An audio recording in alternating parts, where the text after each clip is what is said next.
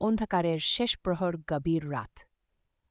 কুয়াশায় মোড়া গ্রামের ধুলোবুড়া পথের ধারে একাকী দাঁড়িয়ে আছে পূর্ণ বাসছাড়া। রাতের নিস্তব্ধতা হঠাৎ করেই চিরে দিল এক অদ্ভুত গর্জন। সিদ্ধার্থ হুঁশ ফিরে পেল।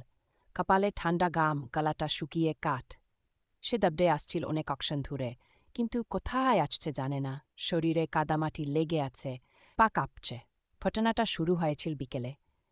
গ্রামের পাশের সেই বড় বাড়ির কাছে গিয়ে সে আর ওর্ক মজা করছিল।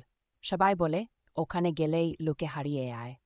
কেউ কেউ বলে রাত 12টার পর নাকি ভেতর থেকে কান্নার শব্দ শোনায় আয়। ভো নেই রে, ভূতটুত কিছু নেই, ওর হাসতে হাসতে বলেছিল।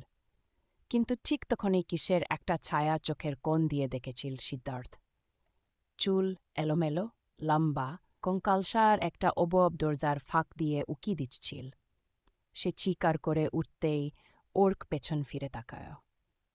কি হলো, কেউ আছে? তারপরই বাতাসের মধ্যে কেমন একটা শীতল ভাব এলো।